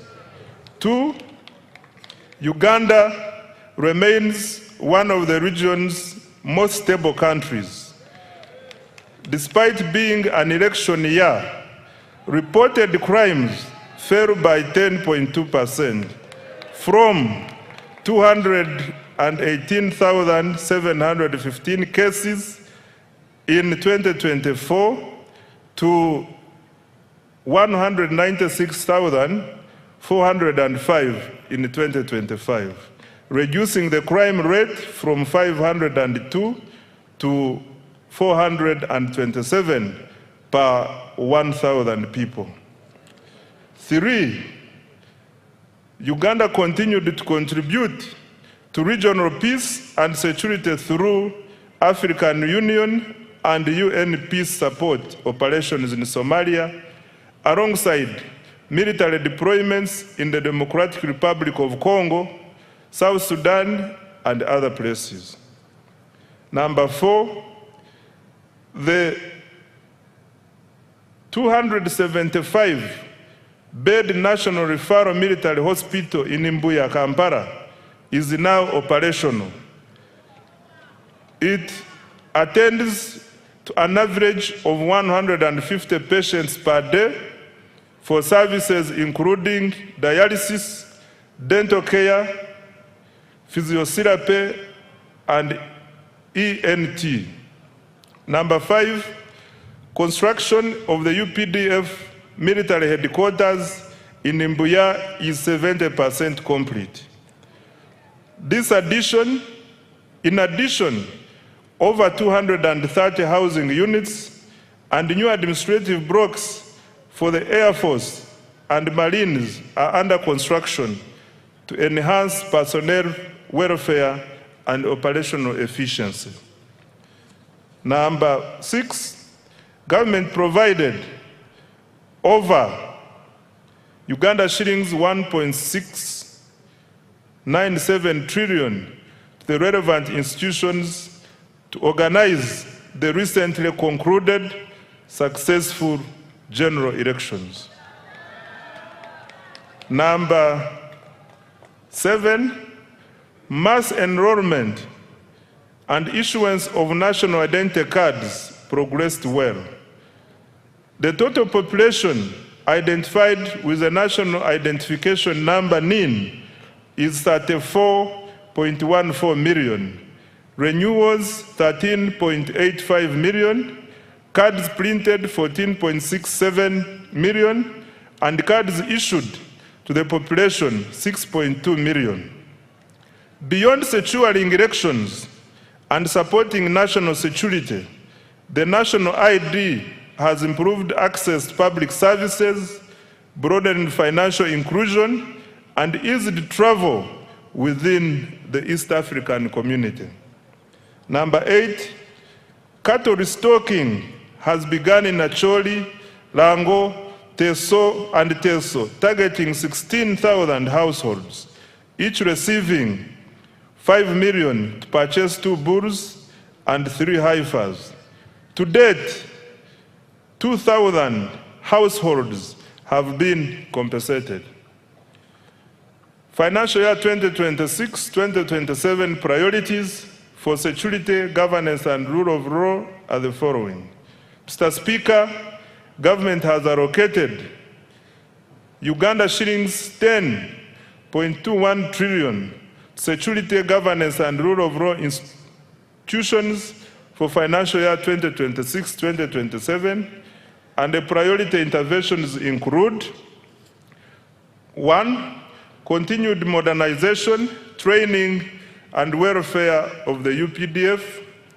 2, full equipping of the National Referral Military Hospital and completion of the UPDF headquarters. 3, strengthening of broader security, counter-terrorism, and regional peace support operations. 4, enhancing community policing, crime intelligence, forensics, and CCTV coverage. 5, cyber security and protection of critical national infrastructure. 6, improving immigration services, NIN/ID enrollment, and e-passport issuance. 7, fighting against corruption. 8, continued cattle restocking in the Acholi, Lango, Teso sub-regions. I now come to enabler number 2, which is infrastructure development. Mr. Speaker, sir, transport infrastructure is the bone marrow of the economy. It connects farmers to markets, workers to jobs, and industries to inputs, while linking exporters to regional and global markets. Electricity powers industrialization and drives economic transformation. In financial year 2025-2026, government achieved the following infrastructure development. Under roads and bridges, government continued with the construction of 24 major roads, totaling approximately 1,154 kilometers, and rehabilitated a further 949 kilometers of national roads.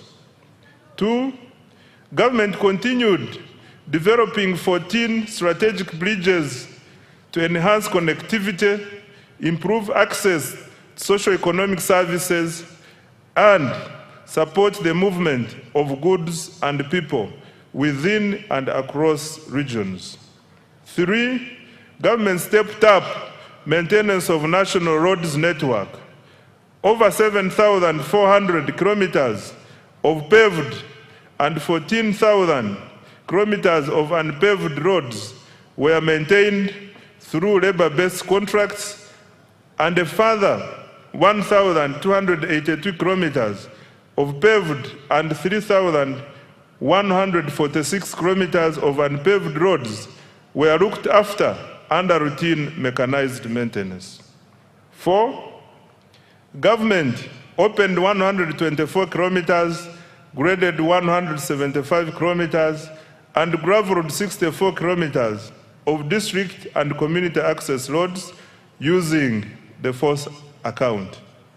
5, local governments maintained 2,700 kilometers of district and community access roads upgraded and maintained 820 kilometers of city and municipal roads, and rehabilitated 120 kilometers of district roads.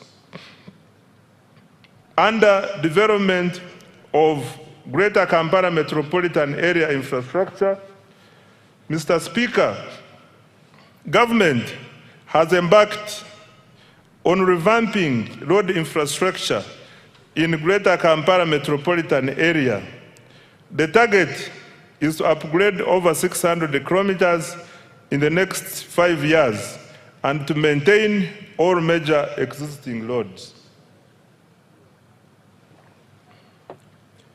To date, 297 kilometers of roads have been paved, several roads have been rehabilitated and maintained, and 8 major road junctions signaled to improve traffic flow and road safety.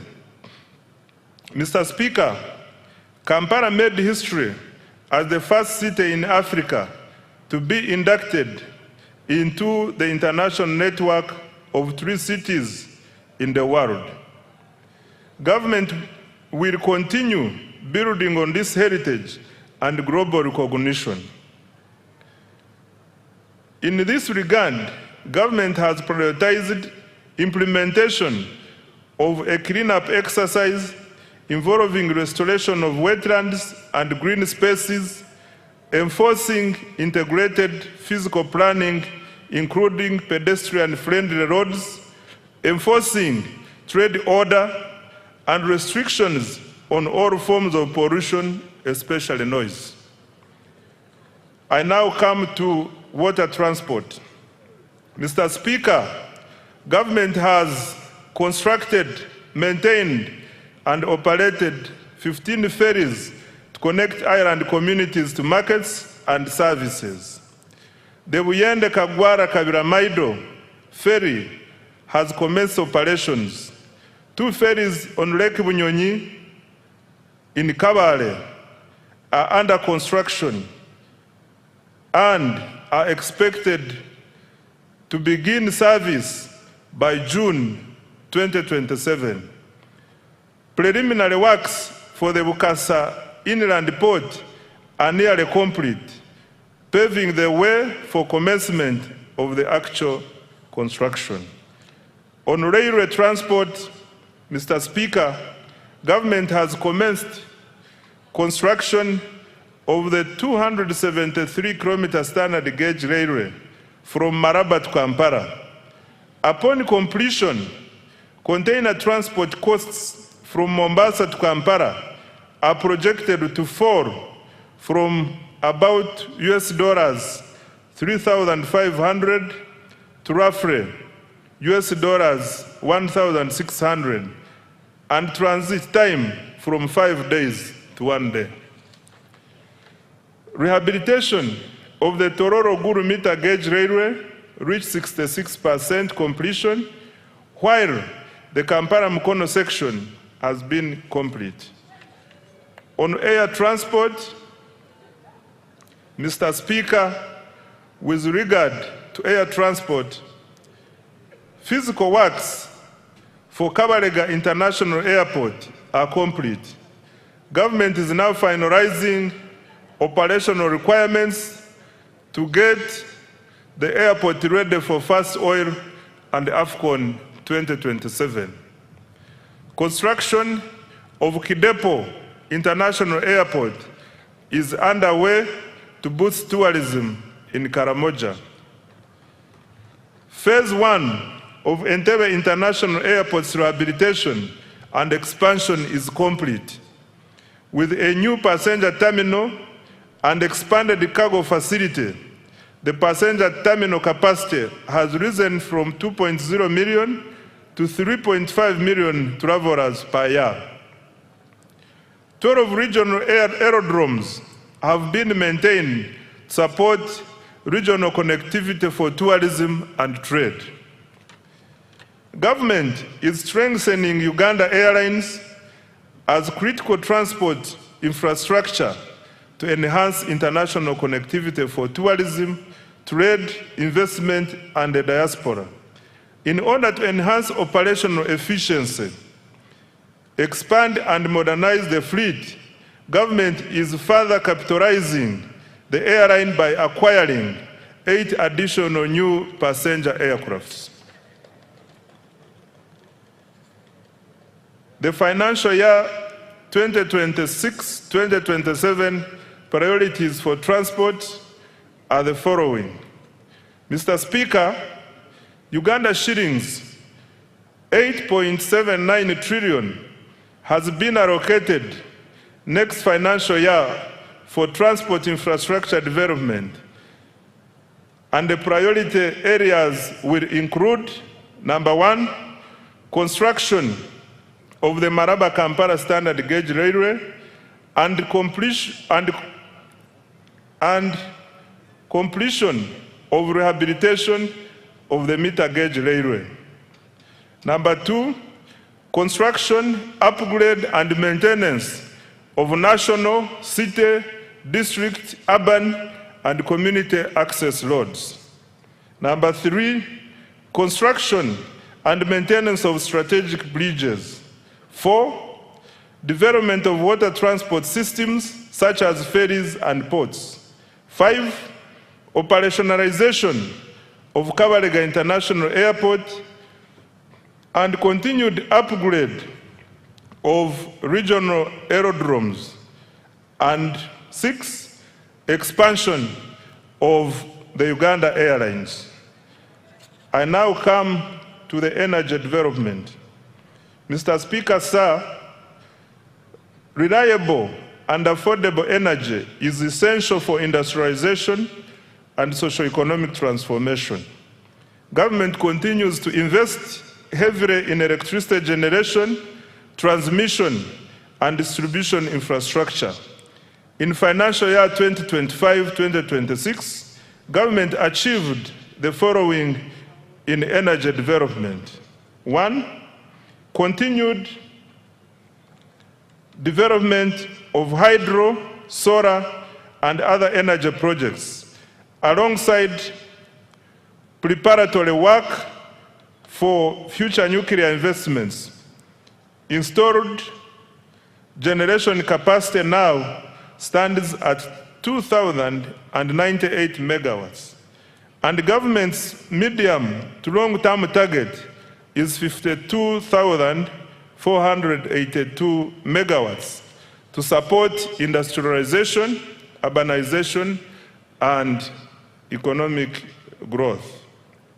2, continued expansion of energy transmission and distribution infrastructure. Completed and continued construction of multiple lines, including the Kole-Guru-Nebi-Arua line, 132 kV, the Kampala Metropolitan Transmission Line, 132 kV, including 2 associated mobile substations, Mirama, Kabale, 132 kV, Karuma Tororo, 400 kV, Tororo Resource, 400 kV, Mutundo Entebbe, 132 kV, and Lira Guru Agago, 132 kV. Good progress has also been made on substations serving industrial parks in Mbale, Kapeka, and the Kabalega Petrochemical Industrial Park. 3, the share of households in rural areas connected to grid electricity has nearly doubled in the 3 years, from 6.8% in financial year 2021-22 to 11.4% in financial year 2024-2025. 4, through Uganda Energy Credit Capitalization Company, government commenced construction of 4 small mini hydro power sites expected to generate 5 megawatts of electricity. These sites will be completed in March 2027 and will provide reliable power to very hard to reach and remote areas. Further, under the Electricity Access Scale-Up Project, 419,592 off-grid solar connections have been made countrywide. Financial year 2026-2027 priorities for the energy sector are the following. Mr. Speaker, government has allocated Uganda shillings 2.07 trillion to energy development, and the priority interventions include: 1, expansion of generation capacity by commencing the 380 megawatt Kiba hydroelectricity plant, a floating solar plant at Isimba, and 500 megawatts of utility-scale solar in the Elgon and Acholi regions. 2, preparatory work for nuclear energy generation at Buyende. 3, expansion of transmission and associated substation infrastructure. 4, rural electrification. And 5, industrial power connections. I now come to investing in the people.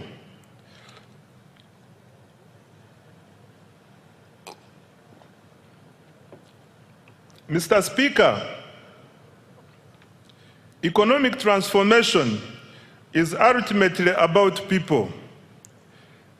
A healthy, educated, skilled, and productive population is indispensable for sustained growth and shared prosperity. That is why government continues to allocate a large share of the discretionary budget to human capital development, i.e. health, education, water and sanitation, and social protection. During financial year 2025-2026, the following milestones were achieved. Under health, Mr. Speaker, government sustained its policy of progressively increasing investment in essential medicines and health supplies. Accordingly, funding through the national medical stores was increased by Uganda shillings 145.33 billion to Uganda shillings 862.93 billion in financial year 2025-2026. Government will continue to increase domestic financing for essential health commodities with the aim of substantially reducing reliance on donor support. This will guarantee uninterrupted access to essential medicines like antiretroviral medicines, anti-malarial drugs, vaccines, immunization supplies, laboratory commodities, and anti-tuberculosis medicines. Government continued to modernize healthcare infrastructure and equipment. During the year, 17 regional referral hospitals and 25 general hospitals were equipped with neonatal intensive care units. In addition, 14 regional referral hospitals received CT scan machines. Construction and upgrading of 31 health facilities across Karamoja is ongoing. Government also completed high-capacity medical waste incinerators in Fort Portal, Guru, Mbarara, KCCA, and Lira. Busorwe, Gombe, Kaworo hospitals were also rehabilitated.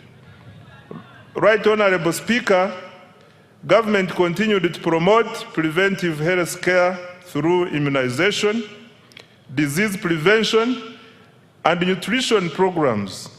Immunization coverage for children under 1 year reached 94%, while first dose measles, rubella coverage reached 93%. Government also conducted nationwide campaigns against malaria, HIV, AIDS, Ebola, cholera, and yellow fever, and promoted nutrition education for children, pregnant women, the elderly, and other vulnerable groups. Government also continued to expand specialized healthcare services in oncology, cardiology, and other fields, reducing the need for treatment abroad. The Uganda Heart Institute conducted 634 cardiac interventions, including open heart, closed heart, vascular, and catheterization procedures. In April 2026, the Uganda Cancer Institute successfully performed the country's first bone marrow transplant. Mr. Speaker, specialized healthcare services will be further strengthened by ongoing investments. The 250-bed capacity cardiac hospital in Naguru, Kampala is 44% complete and expected to be completed by June 2027. The International Specialized Hospital of Uganda at Lubowa is 75% complete and will be completed in December 2027. Mr. Speaker, I wish to repeat this one. The International Specialized Hospital of Uganda at Lubowa is 75% complete and will be completed in December 2027. The first phase of the Nuclear Medicine Center for the cancer treatment is 95% complete, with radiotherapy and advanced molecular imaging services. Phase 2 of the PET Center is 10% complete. Regional cancer centers in Mbarara, Arua, and Mbale are under construction, while the Guru Center is fully operational. Other achievements in the health sector include: 1. Expansion of the national e-health digital infrastructure to support telemedicine, health information management, medicine tracking, and monitoring of health workers' performance. Number 2, strengthening the national ambulance and emergency care system through the deployment of additional ambulances. Mr. Speaker, the priorities under the health sector for financial year 2026-2027 are the following. Government has allocated Uganda shillings 5.23 trillion for the health sector in financial year 2026-2027. The funding will focus on: number 1, maternal and child health; 2, nutrition improvement; 3, expanded immunization; 4, prevention and treatment of non-communicable diseases; 5, provision of essential medicines; 6, strengthening specialized healthcare services; 7, improving emergency response systems; 8, exploring feasible pathways towards universal health coverage. I now come to water and sanitation. Mr. Speaker, access to clean and safe water remains fundamental to public health. Human dignity and economic productivity. Government has therefore continued investing heavily in water supply and sanitation infrastructure across the country. Access to improved water sources continues to expand, with 71% of households now having access. Coverage stands at 68% in rural areas and 74.5% in urban areas.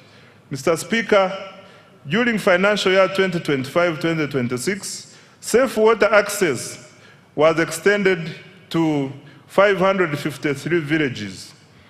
over 200 large solar-powered water and sanitation systems, several public sanitation facilities, and fecal sludge treatment plants were completed in several districts. In addition, a number of urban water systems were expanded.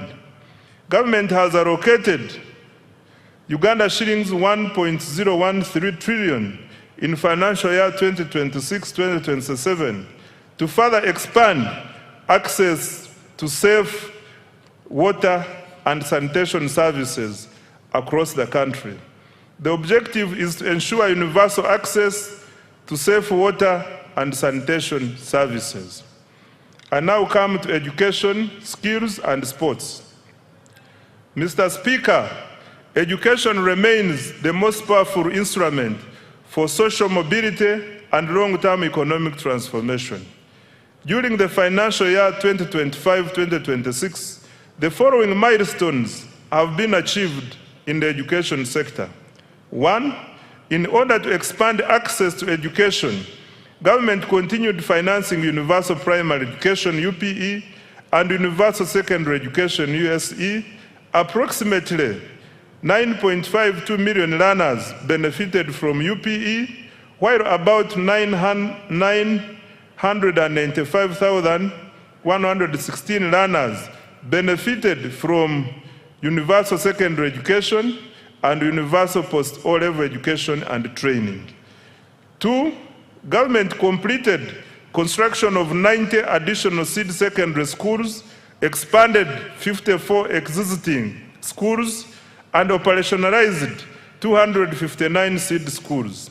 3, in preparation for AFCON 2027, Hoima Stadium has been completed, upgrades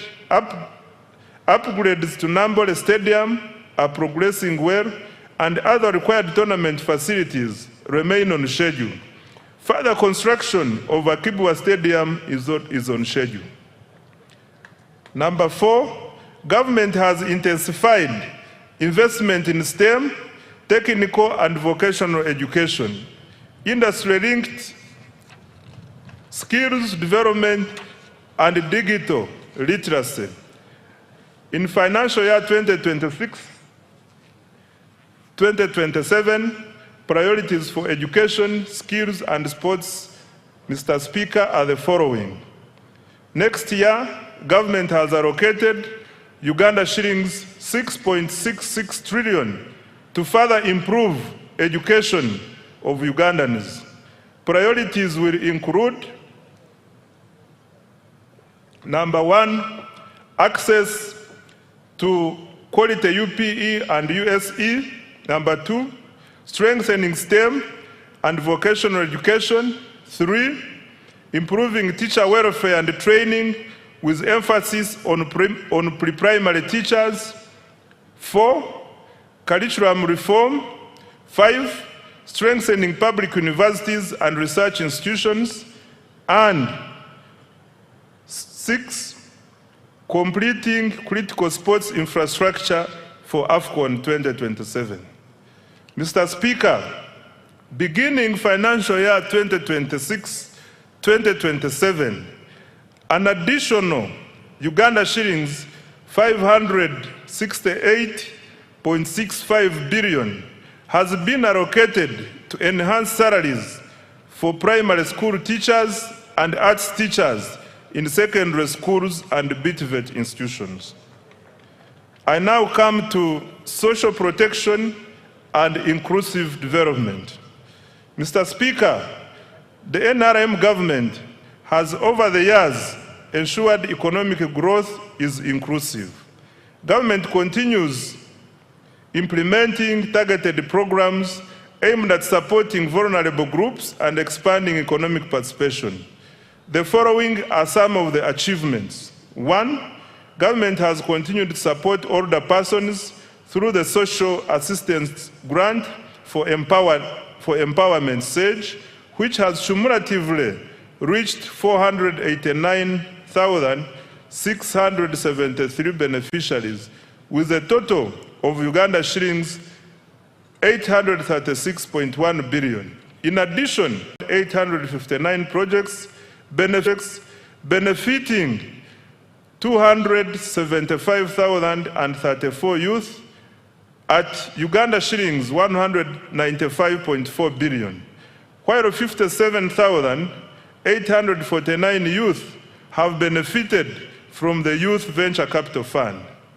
4, the GROW project has extended Uganda shillings 111.1 billion in loans to 4,889 beneficiaries, while the Women Entrepreneurship Program WEP has cumulatively supported 244,805 women with Uganda